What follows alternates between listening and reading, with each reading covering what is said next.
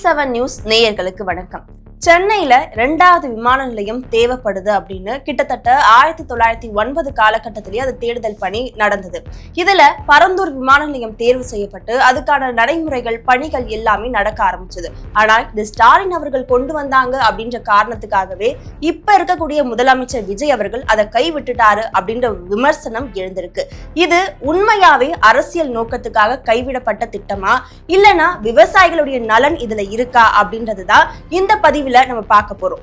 சென்னையில 2வது விமான நிலையம் தேவைப்படுது. எதனால அப்படின்னா நம்மளுடைய மாநிலம் பொருளாதார ரீதியா வளர்ச்சி அடையணும். அதனால அந்த வளர்ச்சிக்காக இந்த விமான நிலையம் தேவைப்படுது அப்படின்னு முடிவு பண்றாங்க.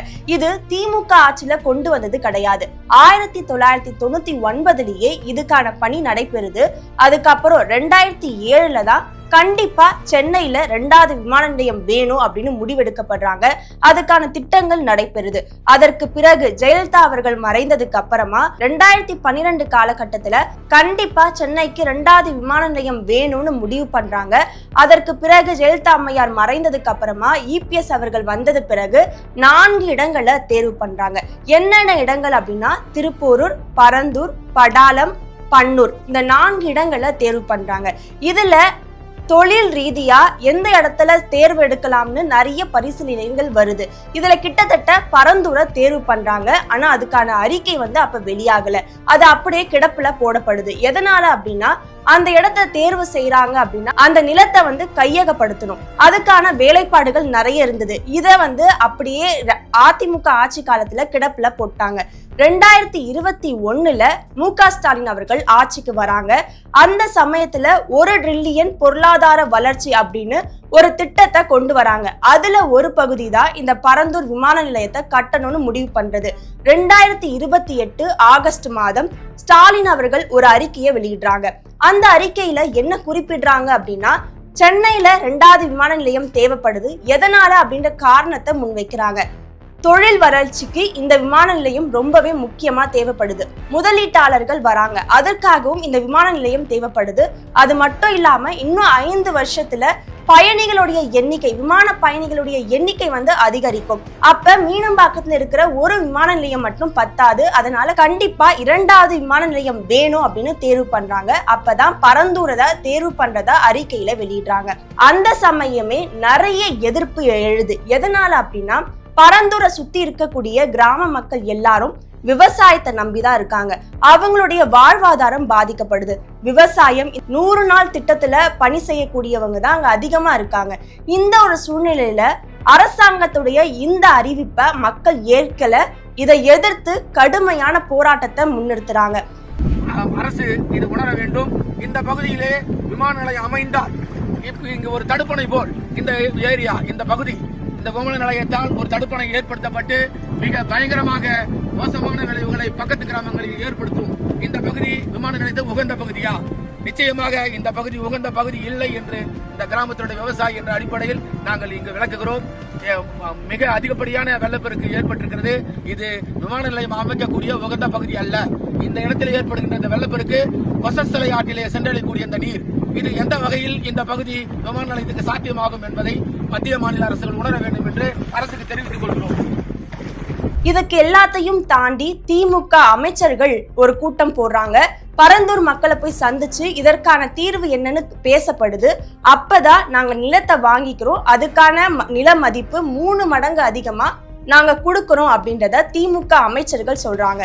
என்னென்ன அமைச்சர்கள் பங்கு பெற்றிருந்தாங்கன்னா ஏவா வேலு, தங்கம் தென்னரசு, இவங்க எல்லாருமே பேசி இந்த முடிவை கொண்டு வராங்க. அந்த சமயத்துல பரந்தூர்ல இருந்த மக்கள் எல்லாருமே ஒத்துக்கிறாங்க. இருந்தாலும் ஒரு கிராம மக்கள் மட்டும் அதுக்கான எதிர்ப்பு தெரிவிக்கிறாங்க. எங்களுக்கு வேண்டவே வேண்டான்னு ரொம்பவே தீர்மானமா சொல்றாங்க. அந்த சமயத்துலதான் தாவேகா தலைவர் விஜய் அவர்கள் அவங்களை சந்திச்சு இந்த பரந்தூர் விமான நிலையத்தை நான் கொண்டு வர மாட்டேன் அப்படின்னு வாக்குறுதிலாம் கொடுத்திருந்தாரு. விவசாய நிலங்கள் பாதுகாப்பு கொள்கை தீர்மானம் காஞ்சிபுரம் மாவட்டம் பரந்தூரில் 1000க்கும் மேற்பட்ட ஏக்கர் பரப்பளவில் 13 நீர்நிலைகளை அழிச்சு சென்னையை நிரந்தரமாக வெள்ளக்காடாக்கும் இத்திட்டத்தை ஒன்றிய மாநில அரசுகள் கைவிட வேண்டும் வலியுறுத்தின. நான் இங்க வளர்ச்சிக்கு எதிரானவெல்லாம் கிடையாது. ஏர்போர்ட்டே வரக்கூடாதுன்னு நான் சொல்லல. இந்த இடத்துல வரக்கூடாதுன்னு நான் சொல்றேன். ஏங்கடாபுரம் ஊருக்குள்ள அந்த திடல்ல தான் உங்க எல்லாரையும் மீட் பண்ணணும்னு நினைச்சேன். ஆனா எனக்கு பர்மிஷன் கிடைக்கல. இங்கதான் பர்மிஷன் கொடுத்தாங்க. நான் ஏன் ஊருக்குள்ள வரணும்னு தடைன்னு எனக்கு தெரியல. உங்களுக்காகவும் உங்க ஊருக்காகவும் இனி உங்க வீட்டு பிள்ளையான நானும் தமிழக வெற்றி கழகத்தோட தோழர்களும் சட்டத்துக்கு உட்பட்டு எல்லா வழிகளிலும் உங்களோட உறுதி அளிப்ப. மீண்டும் இதே ஊருக்கு, உங்க ஏகனாபுரம் ஊருக்குள்ள நான் வரேன். அதோடைய தொடர்ச்சியா தான் இப்ப அவர் ஆட்சிக்கு வந்துட்டாரு. அந்த ஒரு வாக்குறுதியை நிறைவேற்றி இருக்காரு அப்படின்ற ஒரு விமர்சனம் எழுந்திருந்தாலும் இது அரசியல் காழ்ப்புணர்ச்சி அப்படின்றத திமுகவினர் முன்வைக்கிறாங்க. எதனால அவங்க குற்றச்சாட்டை முன்வைக்கிறாங்க அப்படின்னா, இந்த விமான நிலையம் கட்டுறதுன்றது இந்த ஒரு நாள் எடுத்த முடிவு கிடையாது. கிட்டத்தட்ட 10-15 வருஷம் இதற்கான பல போராட்டங்கள், பல கட்சிகள் மாறி ஆட்சி மாறினாலும் இந்த பணிகள் தொடர்ந்து நடைபெற்றிருந்தது.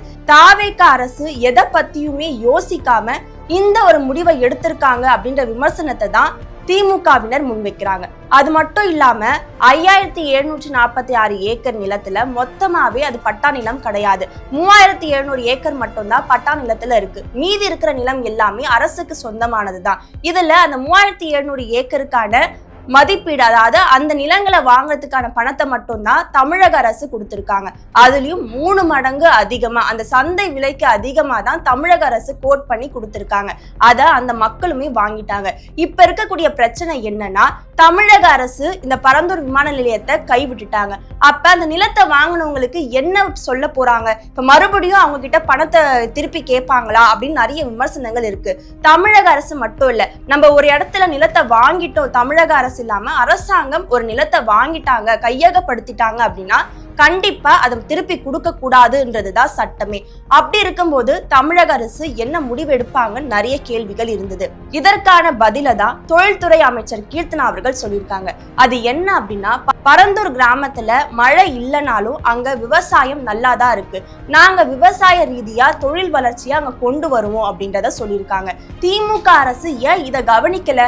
அது மட்டும் இல்லாம பரந்தூர் இடங்களை சுத்தி திமுகவினரே பல இடங்களை வாங்கி போட்டிருக்காங்க.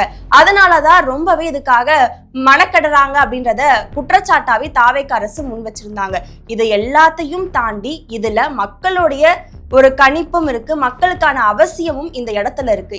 இததான் தாவேக அரசு கருத்துல கொண்டு அதற்கு ஏற்ற மாதிரி நடவடிக்கைகள் எடுக்கணும்னு மக்களுடைய ஒரு பதிலாவும் இருக்கு. பல எதிர்கட்சி தலைவர்கள் என்ன சொல்லியிருக்காங்க அப்படின்னா, நீங்க இந்த நிலத்தை கையகப்படுத்தி இதுக்கான மாற்று வழியை சொல்லிட்டீங்க, இருந்தாலும் இன்னொரு விமான நிலையம் எப்ப வரும்ன்றத தெளிவான ஒரு பதில சொல்லணும் அப்படின்னு சொல்லியிருக்காங்க. இதுல எல்லாருடைய கேள்வியும் என்னன்னா, நீங்க எந்த இடத்தை தேர்வு பண்ண போறீங்க அப்படின்றதுதான்.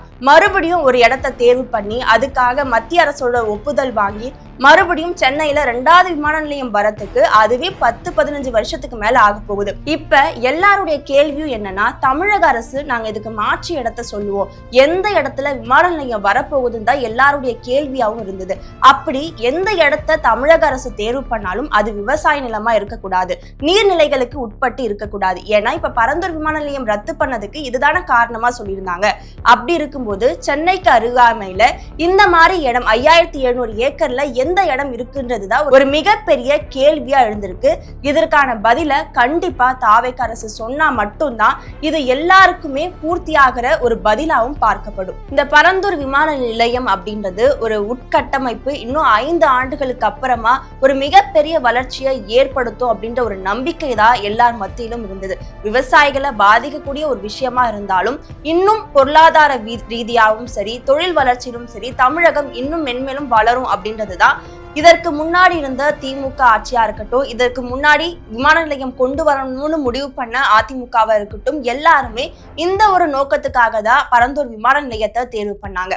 தமிழக அரசு இப்ப சொல்லக்கூடிய அந்த விவசாயிகளுக்கு பாதிப்பு ஏற்படும் அப்படின்னு அவங்க சொன்னாலும், இதற்கு பிறகு அந்த 5000 ஏக்கர்ல எந்த இடத்த நீங்க தேர்வு செஞ்சாலும் கண்டிப்பா அது விவசாய நிலத்துக்குள்ள வராதா அப்படின்ற உறுதியை உங்களால கொடுக்க முடியுமா அப்படின்ற ஒரு கேள்வி எழுந்திருக்கு. அது மட்டும் இல்லாம விமான நிலையம் கண்டிப்பா தேவை. மீனம்பாக்கத்தை நீங்க விரிவாக்கம் பண்ணாலும் அதற்கான ஒரு முழு ஈர்ப்பா அது இருக்குமா அப்படின்றது ஒரு மிகப்பெரிய சந்தேகம் தான். இதனால கூடிய விரைவில் தமிழக அரசு இது பத்தின ஒரு தெளிவான ஒரு பதிலை கொடுக்கணும் அப்படின்றதுதான் எல்லாருடைய ஒரு கோரிக்கையாகவும் இருக்கு. பொறுத்திருந்து பார்க்கலாம் தமிழக அரசு இதை எப்படி கையாள போகுது அப்படின்றத. நன்றி.